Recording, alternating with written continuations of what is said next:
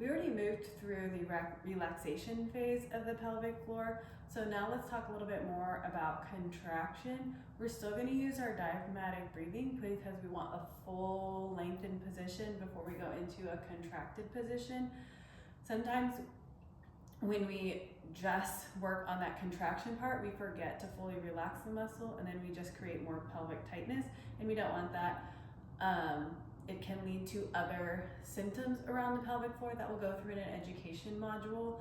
So we want to make sure we're getting that full lengthened position before we moved into a contracted position. So we're not going to focus on a Kegel with this one. We actually want our Kegel to kind of occur instinctively with our abdomen contraction. So we're going to focus on an abdomen contraction first.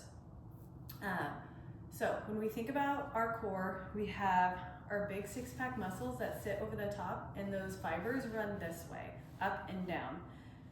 But we're trying to get to the transverse abdominis, which sits underneath those six-pack muscles, and those fibers will run this way. They attach up front in our hip bones, and they run this way all the way up to our rib cage. So we have this nice long muscle running this way, almost like our own internal weightlifting belt.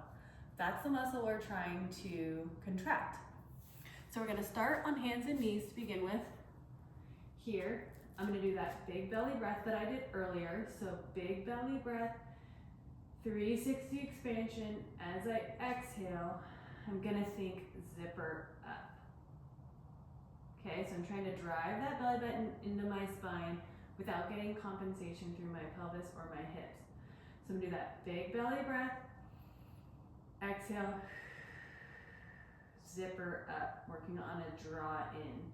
You may have heard that cue belly button towards spine before, but we don't want to think about cutting it off here. So I don't want to go and squeeze right around the middle. It's more like that tube of toothpaste. So I want to think zipper up or rolling that tube of toothpaste up versus really squeezing around the middle.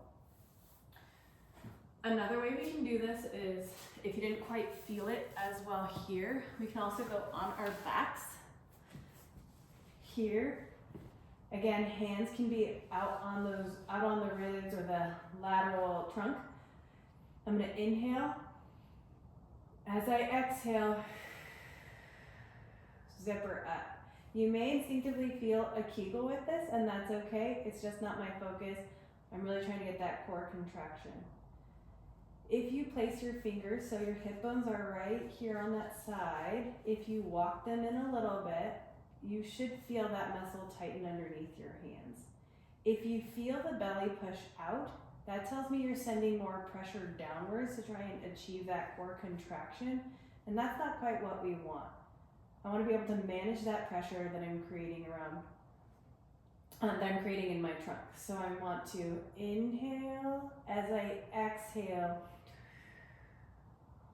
my belly should move towards the back.